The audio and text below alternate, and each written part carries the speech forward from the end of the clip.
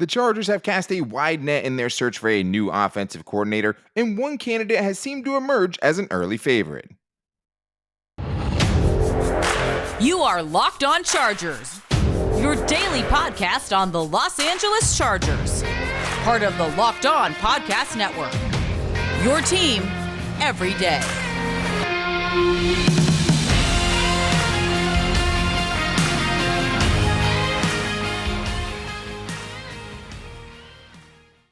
What is up, and welcome into the Locked On Chargers podcast. I'm your host, Daniel Wade, joined as always by my co-host, David Drogemeyer, and we've been covering the Chargers together for 7 seasons now, but this is our 5th season as the host of the Locked On Chargers podcast, bringing you your team every day. Thank you guys for making us your first listen, and to make sure you never miss the show, go subscribe to the Locked On Chargers YouTube channel, and also follow the show for free on all platforms wherever you get your podcast from. And today, David, feels like it's Christmas come early because we're talking about some of the offensive coordinator candidates for the Chargers, including, I think, the early favorite, Zac Robinson. So we're going to talk about that and the Chargers casting a wide net. But how wide is it? Because we've really only seen it from one coaching tree so far. And we're also going to talk about, is it better to have someone who's called plays like Joe Lombardi, or better to go with a young mind? I mean, it's an exciting time to think about what some of these people can do with Justin Herbert, and maybe the Chargers in some of these cases are trying to get some intel from some of the best offensive minds throughout the NFL. So we're going to get into all of the different guys so far and a little bit of each of these guys, and even who is the most confusing interview candidate so far. But today's episode of Locked On Chargers is brought to you by our new friends over at FanDuel. FanDuel Sportsbook, the official sportsbook of the NFL. Make every moment more. Visit FanDuel.com/LockedOn today to get started. David, this is really exciting. I mean, I think it is when you can, you don't get a head coaching search, obviously, and it was fun going through the candidates when we did that last. Now you get to search for a new offensive coordinator with a lot on the line. This is a huge hire for the Chargers when they end up making it, and they have cast a wide net so far. I mean, we've heard of 5 different people they've at least attempted to interview. One, Wes Phillips, the Vikings offensive coordinator, has already said he's staying in Minnesota, so we don't have to worry about that. But Zac Robinson from the Rams, Greg Olsen, another Rams guy, Gerard Johnson, a Vikings assistant QB coach, and Luke Steckel, a tight end coach for the Titans. It's a wide net, but it seems to me early on, the one that makes the most sense, has the most connections, is probably Zac Robinson. Yeah, Zac Robinson under that McVay coaching tree, obviously very familiar with Brandon Staley. And, that's very typical with Brandon Staley. He's all about the relationships. He wants to work with people under offenses, under defenses that he trusts and that he knows. And so that means Zac Robinson being a very, very good candidate for the Chargers offensive coordinator position. He's definitely a young guy, right? A rising star, as you would put it, probably. And we'll talk later, too, just about, how risky it is to try to look for the diamond in the rough, try to find the hidden gem while also maybe excluding some of the experience that would normally come along with a position like this, especially one where it's a defensive head coach for the Chargers. So you're not getting that support really from your head coach in that way. And also in the situations where a lot of these guys haven't called plays before, and they're going to have to do that for the very first time, and Zac Robinson would be one of those guys. He was with Brandon Staley on the Rams staff in 2020, so I think that's an important part of it because over the last 4 years, he's been with the Rams. Last year, he was their passing game coordinator or passing game specialist and their quarterbacks coach after being 3 seasons as either a wide receiver coach with Cooper Kupp or an assistant quarterbacks coach, either helping Matthew Stafford in their Super Bowl run or even trying to get the most out of Jared Goff, which they obviously did. But Staley has already talked about the fact that it would be fair, a fair assessment to think he's going to go after one of the Shanahan or McVay guys. And this kind of goes in that same direction. It's also a former quarterback, so I think he checks that off the list. And a few years ago, he was working as a senior analyst at Pro Football Focus. So take that as you will. I mean, I know we've talked a lot about Pro Football Focus. They do have some good stats. The grades are super arbitrary, obviously. But the one thing they do there is break down a lot of film and use a lot of analytics and things like that. So I think it makes a lot of sense. And I think the hard thing is do you pounce on this now before you've even really got to interview? They talked about having, a wide net. But we also have heard from Albert Breer, an NFL reporter, that the Ravens have also requested to interview Zac Robinson. So it's going to be interesting to see kind of how they play it, David, because he does seem kind of like an up-and-coming mind. But at the same time, there's still other guys you have to interview, and there's a lot of head coach or offensive coordinator / head coach openings around the NFL. A lot of new head coaches means a lot of new offensive coordinators, and there's just already a few coordinators like Joe Lombardi that have been released. Yeah, and I mean, hey, you look at the Baltimore Ravens. The Baltimore Ravens had the same offensive coordinator for like 20 years. Greg Roman has been there forever. So, and also the Baltimore Ravens are a great organization. I mean, they have done a lot of winning in their, tenure in the NFL. And that's obviously going to be a team that you want to kind of be in that same breath with. So if you're interviewing that same guy, I think that bodes well. I don't know if I want to make any knee-jerk reactions right now, Daniel. I Sure. think it's important that the Chargers do their due diligence on all the candidates that can be available, that are available Of now, course. and that can be available, because they have to really get this move right. Like, Justin Herbert's moving into the prime of his career, and you want to make sure that, when you're handing over the keys to the Lamborghini that is Justin Herbert, that you're giving it to the guy that can drive it the best. It's such a huge decision. And I mean, just a clarification, Greg Roman, since 2019 with the Ravens, but has been around the NFL and around them, more than Yeah, that as sorry, well. yes.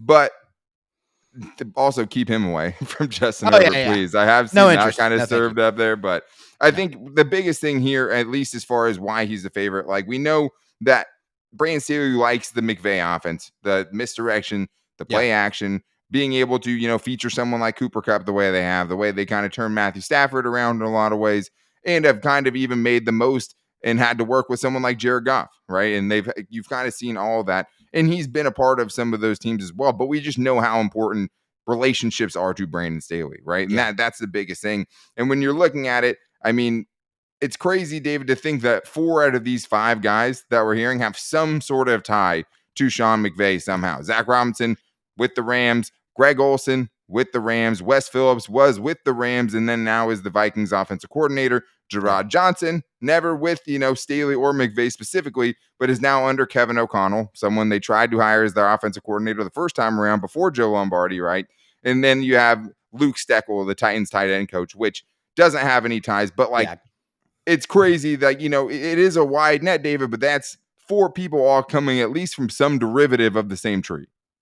Right. And I mean, I know that's important to Brandon Staley to try to bring in somebody that you're familiar with, but also you don't want to get pigeonholed into that just frame of mind Yeah. of thinking. You want to make sure that you're interviewing a bunch of different people from all different types of offenses across the league to try to see who marries up the best with your philosophies. I think that's incredibly important to do that. You don't want to just interview the guys that you know from that tree that you're very familiar with, because that seems like a comfortable decision to make. And this isn't always going to be a comfortable decision to make. You have to get uncomfortable so that you can get all of the right answers to make this decision the best way you can. Because again, it's extremely important. It is. I mean, it's especially in Justin Herbert's situation, something that you want to be able to get a guy that you can build with, that can build with Justin Herbert, to grow Yeah. with Justin Herbert. And it's always going to be a position that if you play well for the Chargers at that position, you're going to get all the credit. Or, if you coach well at that Yeah. position, you're going to get all the credit for Justin Herbert's success. And like, that's not a bad person to link yourself up with, right? Not So at like, all. there's always going to be a certain level of turnover if the Chargers offense is reaching its potential. And that's just going to be a thing. So like, yes, this time it's by the Chargers choice. They're getting rid of Joe Lombardi.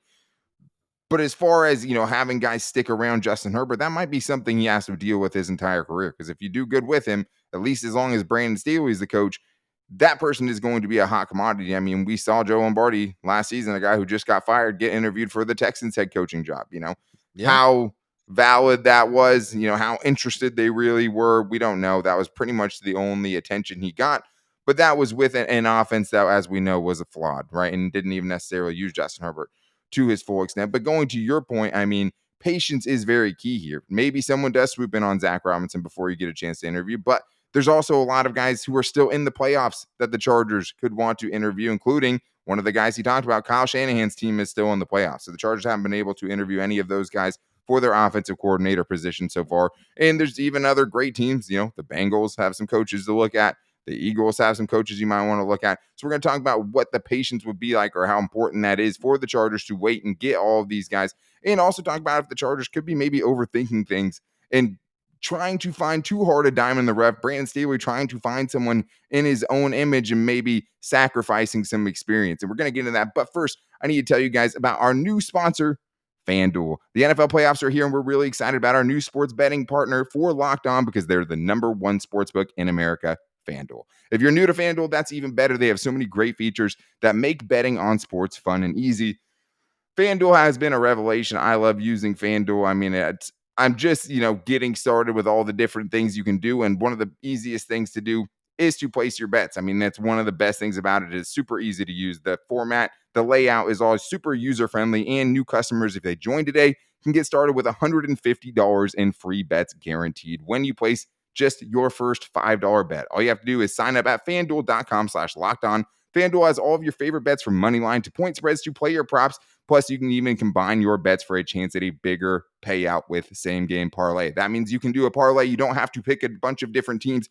You can pick different things happening in the same game. It really is a game changer, all on an app that's safe and secure and super easy to use. So football fans, don't miss out. Place your first $5 bet to get $150 in free bets, win or lose, FanDuel.com/lockedon. Make every moment matter more with FanDuel, the official sportsbook partner of the NFL.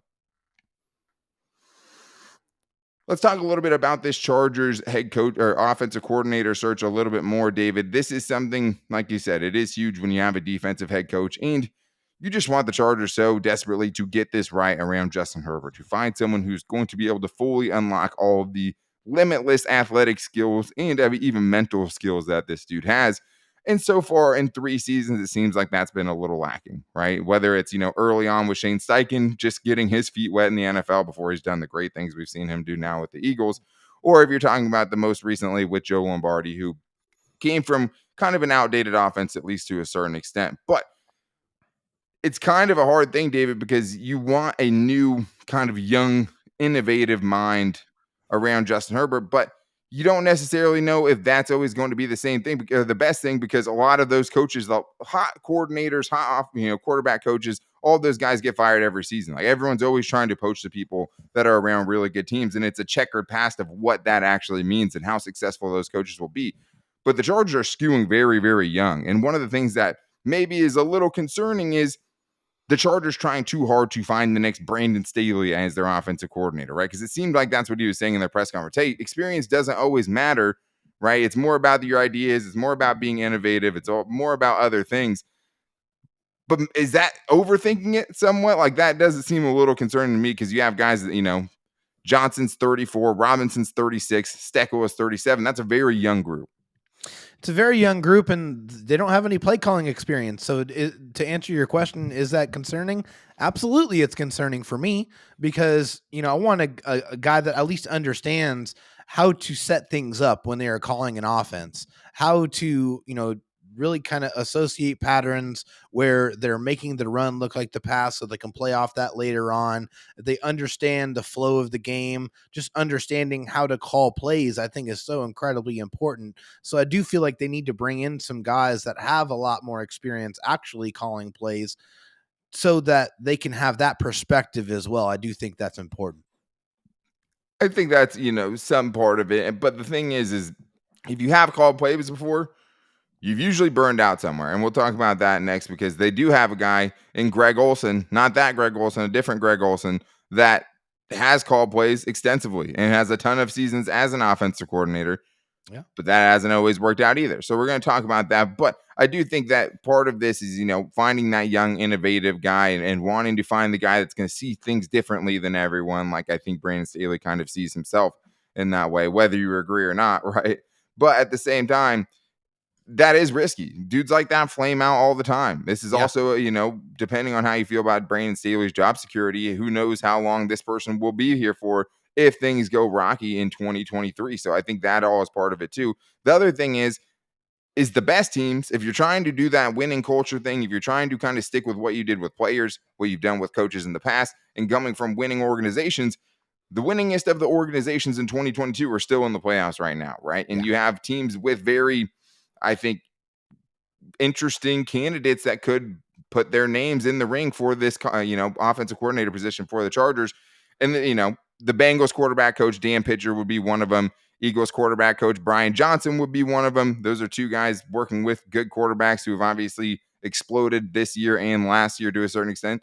And we know that Brandon Staley likes the, Shanahan guys from that tree. Bobby Sloak is the guy who's right now their passing game coordinator and their quarterbacks coach. So like there's a whole list of guys that the Chargers really haven't even had a chance to interview yet, even if they wanted to. And I think they definitely should. I think they should wait a little bit longer until the Super Bowl is concluded so that they could really say that they are talking to all of the best candidates.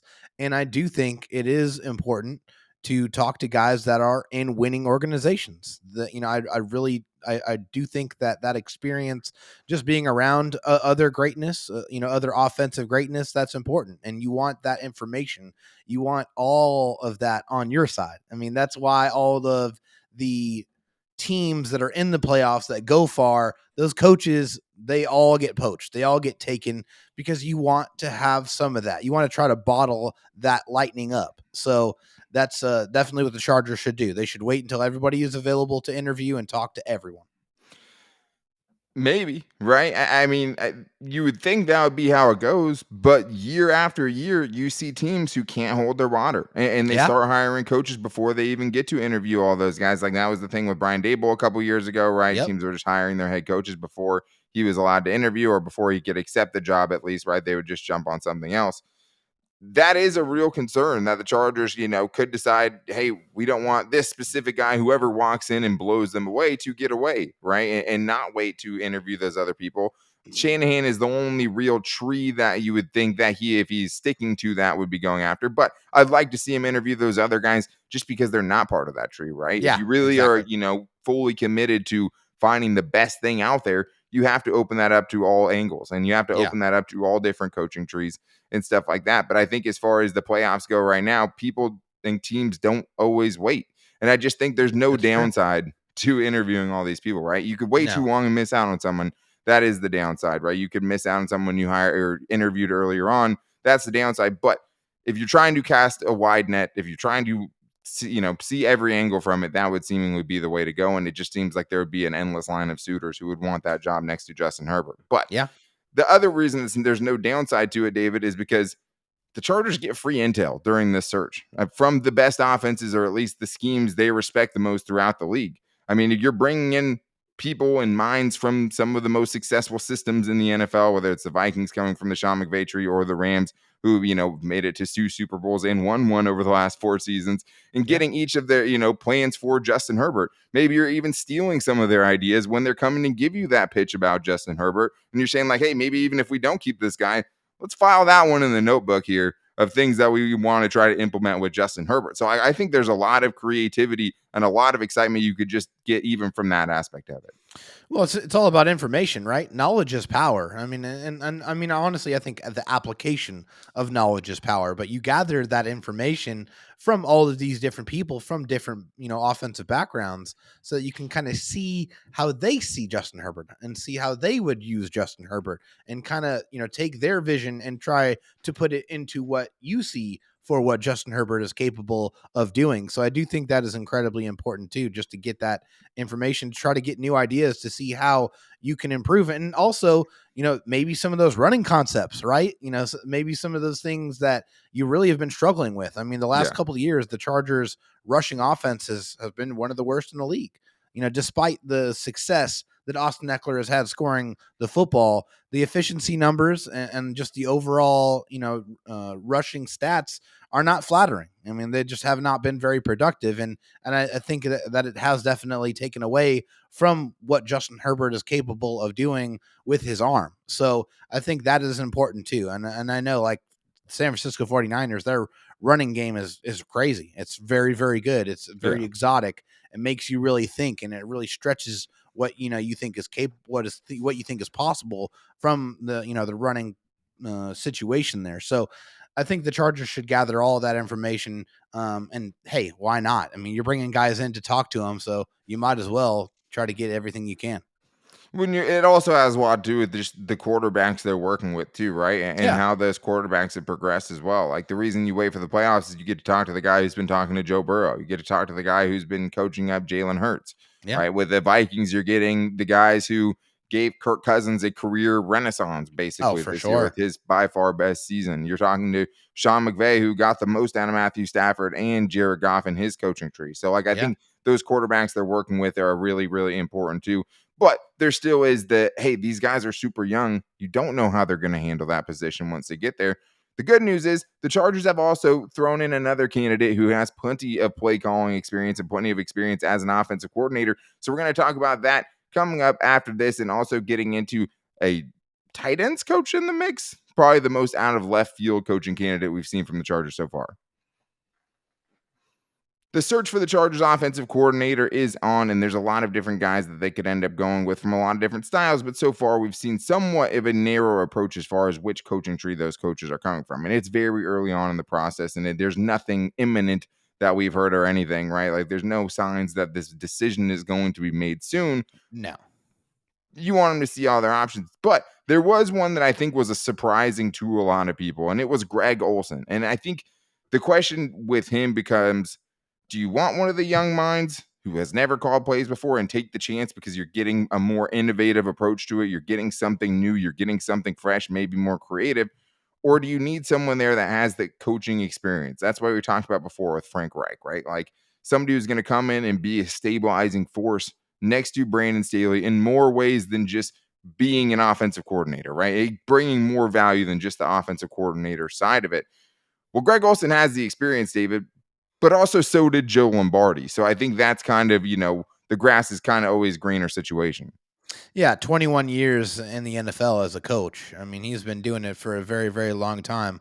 Also, one of the authors of one of the greatest offenses, 2006, he had a 4,000-yard passer, a 1,500-yard rusher, and 2,000-yard receivers, when they was still the St. Louis Rams. I mean, just a absolutely tremendous situation there. I mean, you could kind of take that and envision that, as the Chargers offense, but also remember that he was the offensive coordinator for the Raiders for a few years as well. So a lot of experience here with Greg Olsen. And yeah, I think that does beg the question. Do you want to bring somebody that could maybe support Brandon Staley a little bit more with that experience, or do you want that hot offensive mind? It is, part of it has to be part of the equation. Like having that experience has to be part of it. You like that they're, interviewing someone that has as much experience, because that's 2 offensive coordinator stints with the Raiders over the last 20 seasons, right? But he also has had 3 different stints as an offensive coordinator where it's lasted less than 2 years or 2 years or less. Yeah. So I think that plays a part of it. And he also, has been an offensive coordinator for 6 different teams. If you include his time with the Lions when their offensive coordinator was fired, he stepped up and was the Lions offensive coordinator way back in the early 2000s. So this guy has been around a lot. He has, 13 seasons as an offensive coordinator, 13 plus seasons as an offensive coordinator. But it doesn't get me super excited. Like, obviously, when you go back to that, I mean, he got the Rams thing didn't last probably as long as it should have, considering how good that offense was under him in the first season. Then the next season, he's let go, right? So I don't know what the issues are there specifically. But I think if you're looking for innovative, creative, you don't think of, okay, hey, what was Derek Carr running from 2018 to 2021, right? Because that was his offense under John Gruden, right? And John Gruden was calling the plays, so that's a little bit different. But at the same time, it's not like I looked at that offense and be like, that's groundbreaking stuff. So even with the experience, I think with Frank Reich having the head coach experience, having me seeing him, develop quarterbacks and win with all kinds of quarterbacks, I think kind of trumps this guy in Greg Olsen to me, even though, we don't even know if they're going to interview Frank Reich. Frank Reich could absolutely get a head coaching job or could just wait for a head coaching job next year because he's getting a lot of interest, right? So you're not going to necessarily get a prospect that clean or a candidate that clean. Yeah. But it is one of those things where it's like Joe Lombardi had experience as a play caller. Joe Lombardi had experience as an offensive coordinator. How much stock was put into that? Should they have put so much stock into that? Because if you've been offensive coordinator, but it came down crashing and burning, maybe that doesn't project well to what your next job is going to be, right? And for, Joe Lombardi, he had 2 offensive coordinator stints. One lasted less than 2 seasons with the Lions, and with the Chargers, it lasted exactly 2 seasons. Both times feeling like he underachieved in it, right? So that is part of it too. You can want the experience, but a retread isn't always going to be the answer. And the retread is not going to be the right answer always at the very least. So that's what's kind of tough there. But obviously a very well-respected guy, has some time with Sean McVay in 2021. That I don't think was the most confusing candidate I saw, though. I think that would be Luke Steckel, David, who I think just at first glance, people are wondering, okay, how is this tight ends coach kind of getting in the mix of taking over one of the most coveted OC jobs in the league? Yeah, this one was definitely out of left field, as they say. One of those names that you never really heard of and didn't really understand how it translated to the Chargers or Brandon Staley's kind of tree that he wants to be searching in. But I think this is part of that diversity that you're looking for when you're trying to talk to different people. You want to get these different opinions. And yeah, Luke Steckel doesn't have a lot of experience. He's the tight ends coach, offensive assistant wide receivers coach. At least he's, worked with a lot of different elements of offense, but still not a guy that has a ton of experience actually calling plays. Although he is the son of the former Vikings offensive coordinator. So at least his dad has some experience calling plays.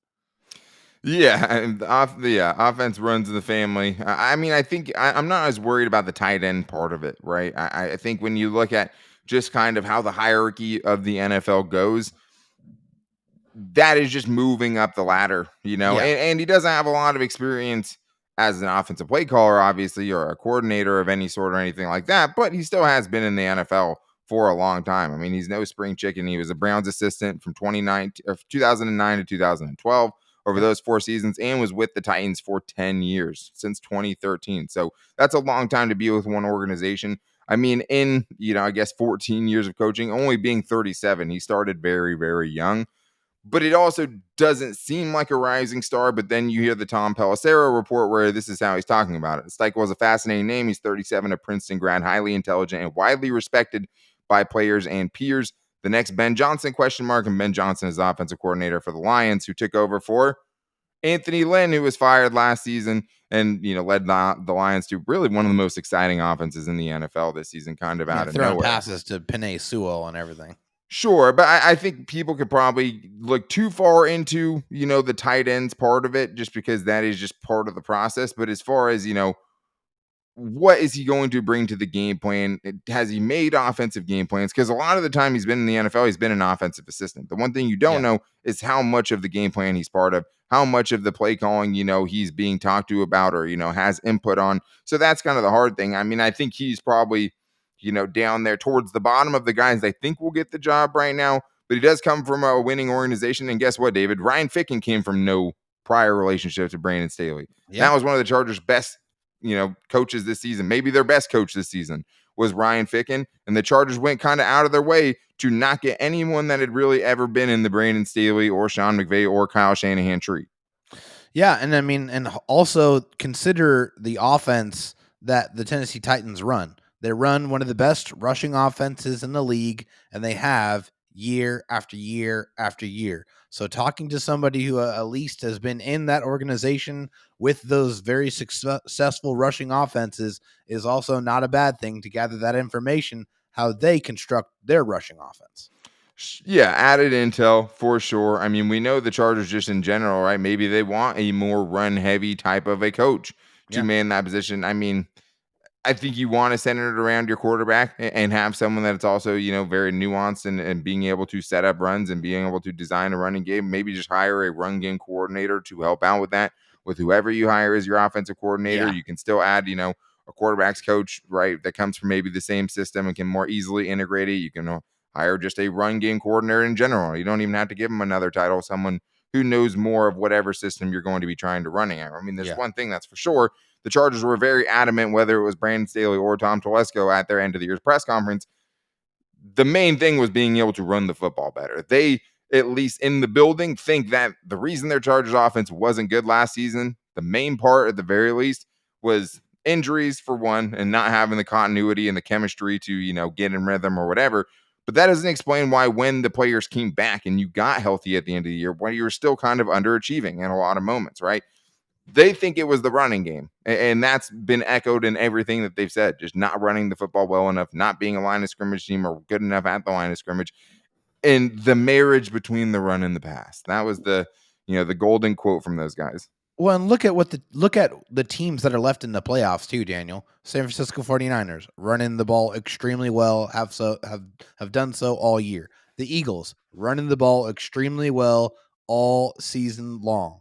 the Yeah. Bengals. They have the ability to run the ball. I was gonna say they were Most of very these bad. teams, They were very bad in the regular season, right? running the But in the football. The Bengals playoffs, were. they were able to run the ball Yeah. effectively. So running the football, I mean, these teams that can run it effectively are usually there at the end. It is such a huge part of it, especially when you have a 27-point lead, you want to be able to run the football. And I had put a tweet out over the weekend before the Cowboys and 49ers game. Basically, it was that the other three winners of the divisional weekend had averaged 194 rushing yards a game. And that's the Chiefs and the Bengals, two teams not known for rushing the football a lot, right? But they can when they need to, and they have. But the other thing was also just the Chargers ran for 67 when they had a 27-point lead. If you're not going to be able to rack up the yards and kind of lean on people, then it's hard to imagine that you're going to be able to do it at all. So, I mean, it's going to take more than coaching to get that unit right? Whether that's adding another running back, even though you've drafted a running back in 3 straight seasons, or whether that's new coaches, whether that's new offensive linemen. It's hard to say where it's going to come from. Getting your best run blocker and Rashawn Slater back will obviously be huge in that, and factor into that as well. But either way, you have to be able to run the football a lot better. You have to be able to at least give Justin Herbert some help when he needs it, to not have to just carry the offense week in and week out, and have your aging wide receivers have to carry the offense week in and week out. So just doesn't play to your strengths. You want to be able to, if you want to do the misdirection, if you want to keep teams off balance, the best way to do it is being able to run the football and have your passing plays look a lot like your running plays and disguise things and confuse people. The Chargers weren't confusing anyone at all in 2022. So that's what's going to be very, very interesting in this offensive coordinator search. But hey, if you like someone, you can tell us that, because we are getting into our Chargers mailbag tomorrow. So make sure you guys are back here for that and get your questions in. If you want to hit us up, you can do it at Locked On LAC on Twitter. We'll put a questions post out, or you can put it in the YouTube comments here. You can put it on our Instagram page at Locked On Chargers, or even hit us up on our Locked On Chargers Facebook page. If you want to just slide right into David Drogmeyer's DMs, you can do that on Twitter at DroTalkSD. You can hit me up at Dan Talk Sports. Thank you guys so much for checking out the show today. We really appreciate it as always. And thank you guys for making us your first listen. And you can also find the show always by subscribing to the Locked On Chargers YouTube channel, and also following the show for free on all platforms wherever you get your podcast from, whether it's Apple Podcasts, Spotify, or wherever. You can always hit us up, or you can call into the voicemail line at 323-524-7924. If you give us a 30-second voicemail, you can get it on the Chargers mailbag show, and we would be always happy to get those voicemails on. But make sure you guys are back here tomorrow talking more about, Chargers impending free agents, new offensive coordinators, and much more. But until then, take it easy and go Bolts.